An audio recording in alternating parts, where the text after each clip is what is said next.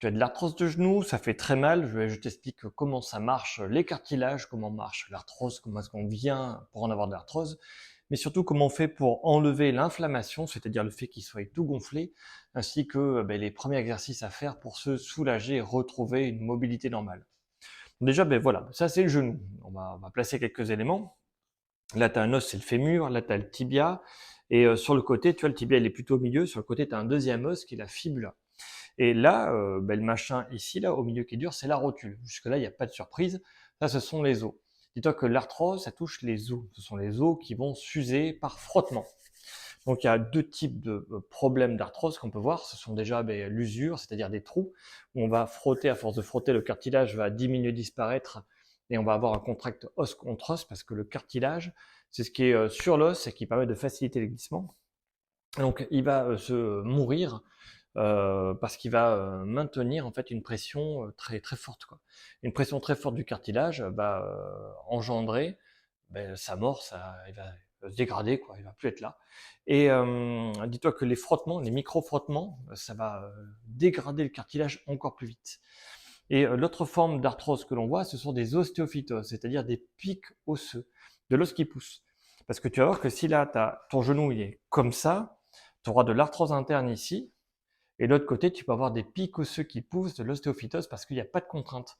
Donc l'excès de contrainte crée l'arthrose, l'absence de contrainte va créer de l'ostéophytose. Et tu vas voir que l'ostéophytose, c'est un pic qui va te gêner. L'épine calcanéenne en fait partie, par exemple. C'est un pic qui va gêner, qui va progresser par absence de contrainte. Il faut rééquilibrer les contraintes dans le genou, et de suite, ça va aller beaucoup mieux. Donc, tu as compris, l'arthrose, c'est le cartilage qui s'use, et on a très très mal quand c'est os contre os. Maintenant, comment est-ce qu'on fait pour faire dégonfler le genou lorsqu'il est tout gros, tu vois? Eh bien, on va faire l'exercice du pompage, tout simplement. Tu vois, je mets mes mains là derrière, et je vais plier et relâcher. Plier et relâcher. Ça va mettre une compression mécanique sur la capsule articulaire.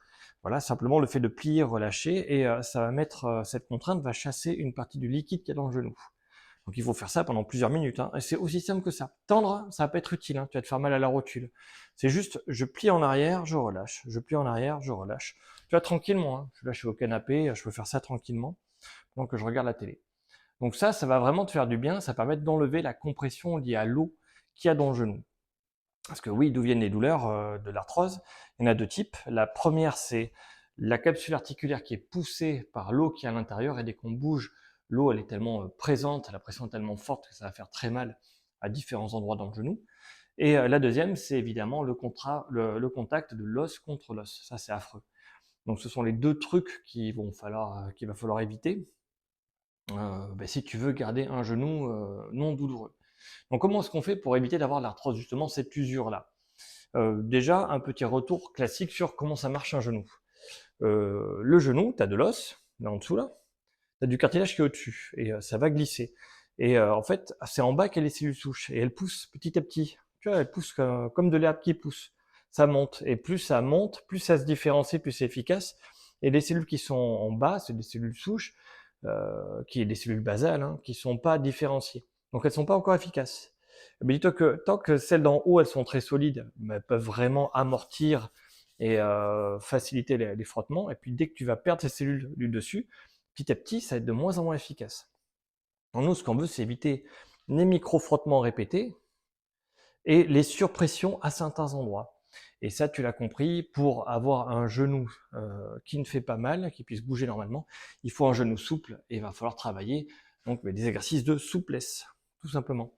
Donc tu vas voir, je te montre un qui est très simple, hein. Moi j'appelle ça le samouraï, c'est assis sur les talons, mais là je te montre un truc que tout le monde peut faire, même si on est raide, voilà, on se met au canapé, hein.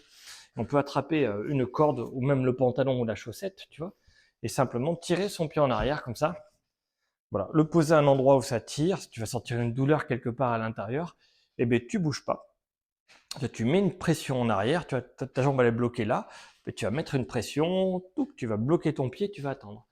Et là, ça va tirer quelque part dans le genou. Peu importe où c'est, il faut attendre pour voir ce qui se passe.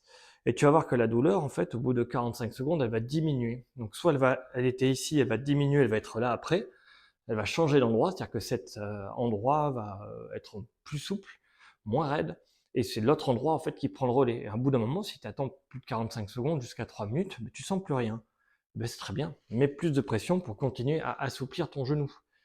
Dis-toi que si tu n'as pas au moins 90 degrés de flexion, marcher, c'est très très compliqué. On a besoin de ça pour marcher.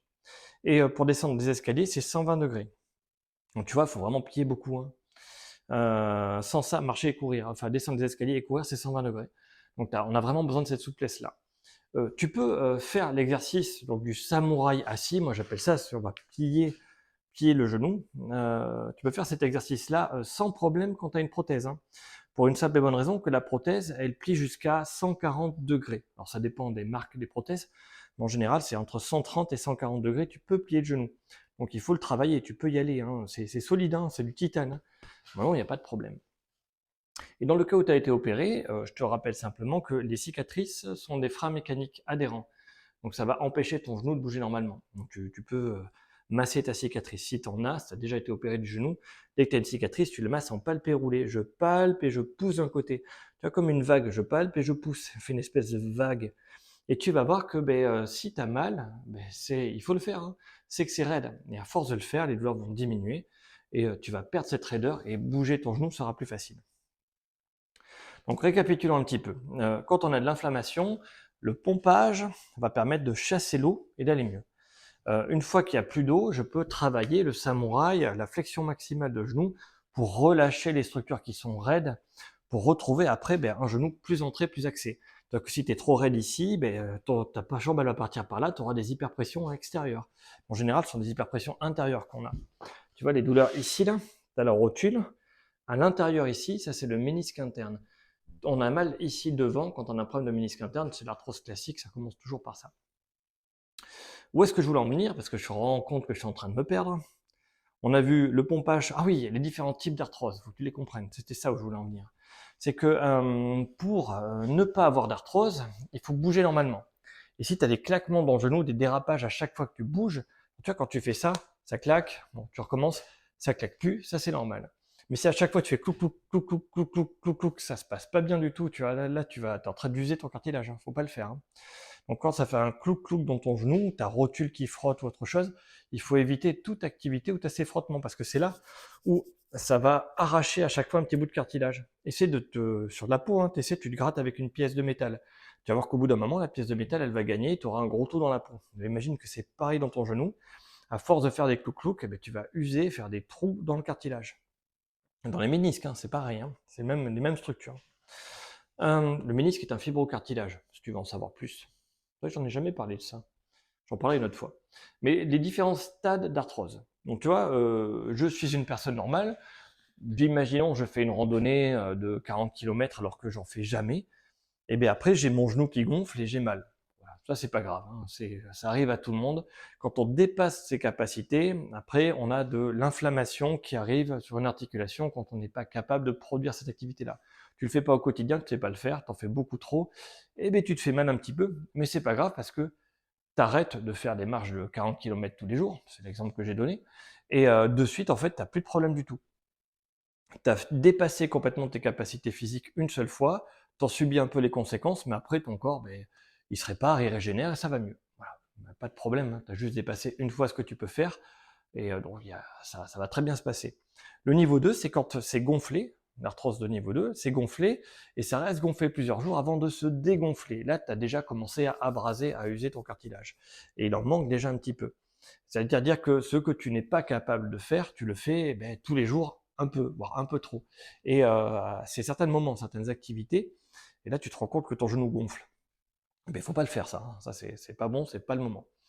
Ça c'est l'arthrose de niveau 2, donc jusqu'au niveau 2 c'est facile à soigner, hein, il n'y a pas de problème. Le niveau 1, tu as juste à arrêter le truc exceptionnel que tu as fait, et il faut t'entraîner à être capable de le produire petit à petit. La reprise de la course à pied par exemple. Fais pas un marathon de suite, commence par marcher, courir doucement, mais après de plus en plus vite, avec des distances de plus en plus longues. Ça c'est le niveau 1. Le niveau 2, c'est il y a un truc que tu fais qui est pas bon, une position que tu tiens qui est pas bonne, après ton genou il gonfle, une activité, ton genou il est pas bon, et après ça gonfle aussi. Mais ça, il faut l'arrêter et faire un peu de rééducation. En général, ça se passe très bien. En tout cas, le simple fait d'arrêter le problème, le truc que tu es en train de faire qui va pas, souvent ça peut solutionner, hein. Ou le contourner, ou bouger différemment. Mais s'il faut bouger différemment, souvent tu as besoin de rééducation. Le niveau 3, c'est différent, tu as des points focaux d'arthrose, c'est-à-dire tu as l'arthrose très profonde et ça peut même aller jusqu'à l'os. Alors ça, c'est problématique, hein. Quand c'est des points focaux d'arthrose, c'est-à-dire que tu as ton cartilage, c'est tout ça, et tu as un petit point ici, qui est très douloureux. Ça, on peut le soigner, mais il faut vraiment éviter les postures qui ne vont pas, les gestes qui ne vont pas. Et quand ce point focal d'arthrose est généralisé, que vraiment l'arthrose, l'usure est très très grande, ben là on peut plus rien faire, c'est l'opération. Et c'est, tu vois, je suis assis, j'ai pas de problème, je me lève, ah j'ai très mal, ça grince beaucoup, je marche un peu, j'ai très mal, petit à petit je marche, ça commence à glisser en fait. Il y a plus de cartilage à ce niveau-là, hein.